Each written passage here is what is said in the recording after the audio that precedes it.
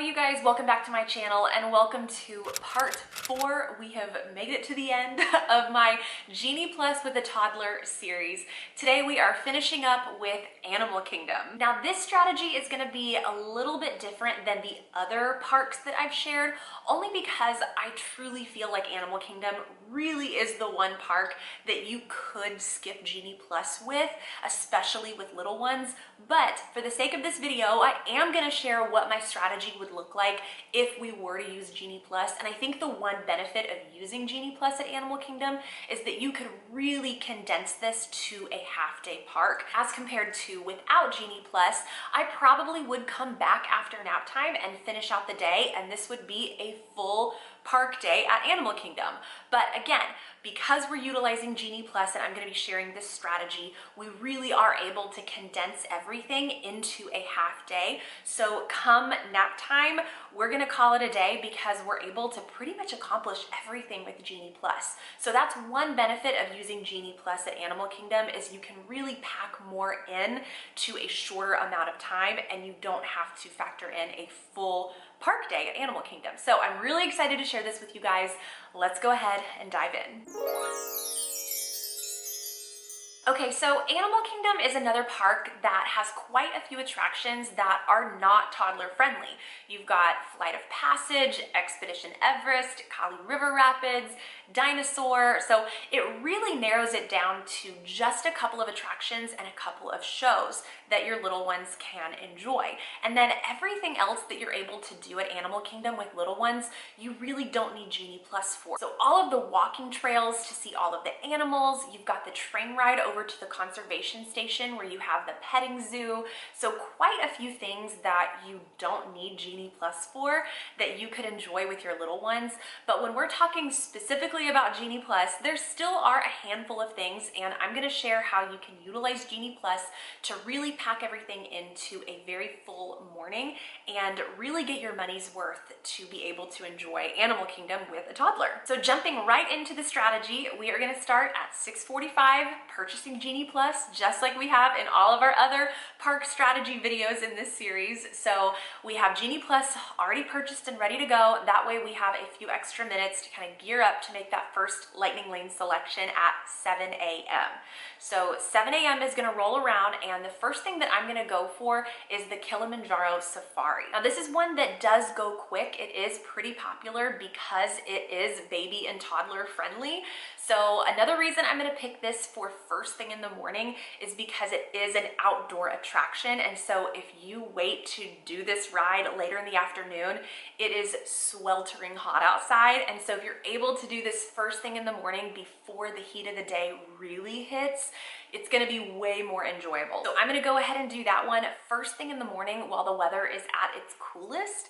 And let's say that we were able to get that one for right at park opening at 8 a.m. So it's 7 a.m. and we've made our very first lightning lane, and let's assume that we're staying on property. So we are going to take advantage of early theme park entry at 7:30. So if this were me and my husband, we are going to be all scanned into the park ready to go at 7:30 so that we can do rider swap for Flight of Passage. And I think this is the perfect ride to utilize early theme park entry for, because this is the individual lightning lane attraction for Animal Kingdom. So your only two options to ride are to either wait in the standby line, which that line can get over an hour during the day, or you would have to purchase your lightning lane, which can average, again, between $14, $15, $16 per person in addition to what you're paying for Genie Plus. So that is going to be our strategy to be able to do rider swap. And even at 7:30, I'm still going to anticipate a little bit of a wait. So we're probably each going to still have to wait 10 to 15 minutes to ride this ride, even at early entry, because this is going to be a pretty popular strategy, I would assume.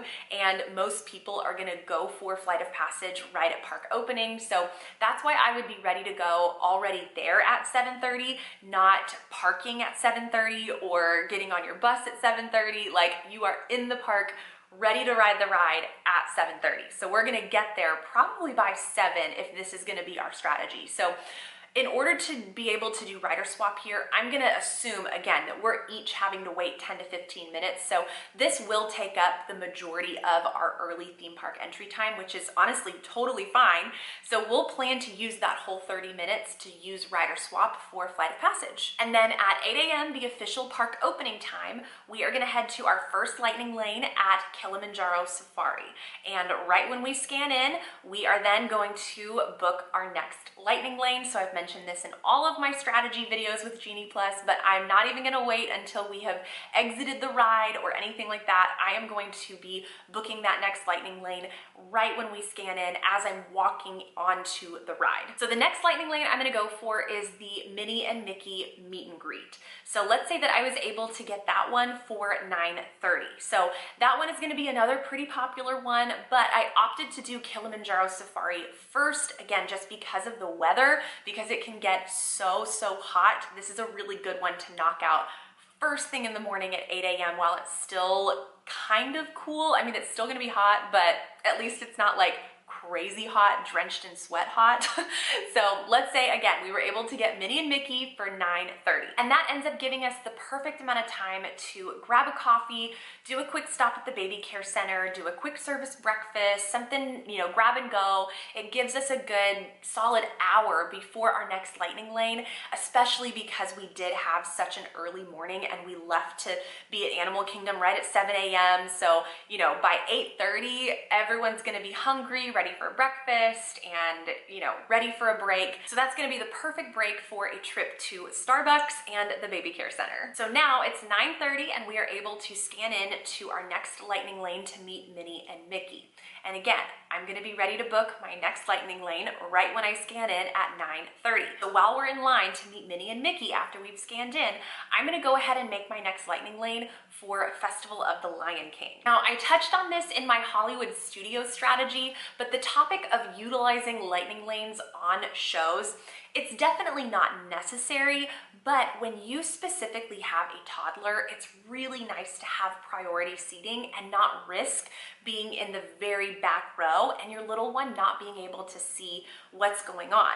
So with Festival of the Lion King, you do get reserved seating in a pretty good viewing area. So you do have better seating than what you would have if you were to just do the standby line. And again, if you did the standby line, you could absolutely end up in the front row or you could end up in the back row. There's just no way to know. So when you have a lightning lane booked, you are guaranteed priority seating, which is amazing with a toddler. So that window is gonna open at 10 a.m. and the show starts at 10:30. So you don't have to be there right at 10 a.m. So that gives us plenty of time to finish up with Minnie and Mickey and just leisurely make our way over to the Festival of the Lion King. There's no rush.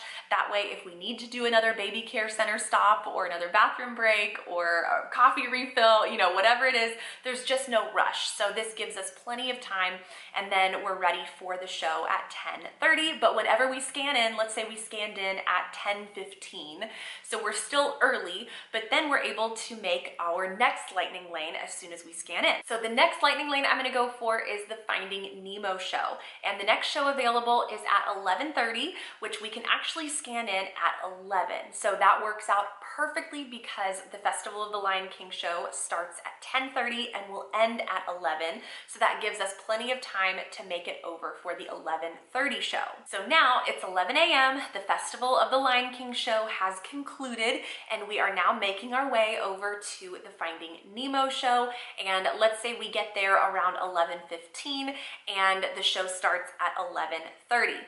So now at 11:15, I could make my next lightning lane, but at this point, we have really accomplished everything lightning lane wise that I wanted to. So everything else left on our list to do at Animal Kingdom does not require a lightning lane unless there's something else that you want to utilize a rider swap for. So if me and my husband wanted to do Expedition Everest, we could make a lightning lane for that, or we could always do the single rider line and just switch that way, whichever seems shorter. But that would be my strategy for using rider swap, is to do early entry and then save it for kind of right before lunch if there's anything else we wanted to do. But as soon as we exit the Finding Nemo show that started at 11:30, ends at 12, it's now time for lunch.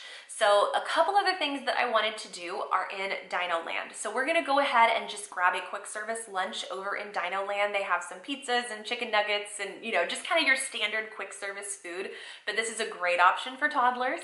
But the reason I'm gonna head over to Dino Land is because there are a couple non-Genie Plus activities for us to do there. So you have Triceratops Spin, and then you have the Boneyard Playground. So this is gonna be a great little area for toddlers, especially around lunchtime. You can take a break, get some wiggles out and play, and then you have the ride over there as well. You have lots of different little games and activities.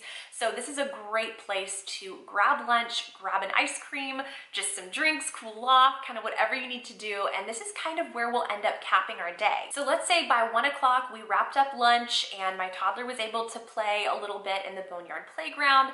And at this point she is desperately ready for a nap. So this is where we're gonna call it a day, and we're gonna head back to our resort for nap time. And I feel really great about our Animal Kingdom day. The only other things that we could come back for is if we wanted to do some of the walking trails to see the animals, or do the train ride over to the conservation station to check out the petting zoo. But other than those things, I think we're good with our Animal Kingdom day. We really got to accomplish a lot, and when you think about it, this really was a full day. I mean, we got there at 7 a.m. and it is now 1 p.m. So that's a long time with a toddler at Animal Kingdom. So even though, yes, technically this was a half day, in toddler world, this feels like a full day. And then just for fun, only because I'm always curious what people do on half park days, like what do you do when you're not in the park? What I would do is if we decided not to go back to Animal Kingdom after my toddler woke up from her nap, say she got up around 3:30 or 4 o'clock from a late nap, then we're just gonna head to the pool and hang out and do a pool afternoon and grab dinner by the pool. So that's probably how we would end our day, just super relaxed, very low key. We probably wouldn't venture out to Disney Springs and mess with transportation and all of that. We probably would just stick around at our resort because we had such an early morning. I mean, 7:30 early entry is a very early morning with a toddler. And then you think about staying until 1 p.m. That's a long day. So after nap time, we're just gonna hang out by the pool and grab dinner by the pool, and then maybe do an early bedtime. So that's how I would finish out the day. And that is my Genie Plus strategy with a toddler at Animal Kingdom. So I hope this was helpful, hearing my hour-by-hour strategy with each of the parks. I hope you've been enjoying this series. So I'll have all of the other park strategy videos linked down below if you want to head back and check out part 1, 2, and 3. So thank you guys so much for sticking around through this series. This was so fun to share with you guys and kind of break down my park days and how I plan it with Genie Plus and how to do it with a toddler, because it definitely looks different with a toddler than if it was just me and my husband. We would plan totally different. So thank you guys again, and make sure that you are subscribed if you're not already. I have some really fun Disney content coming up very soon that you will definitely want to stick around for. And make sure to give this video a thumbs up if you enjoyed this Genie Plus with a toddler series. It really helps to support the channel. So thank you guys again, and I will see you in my next one. Bye.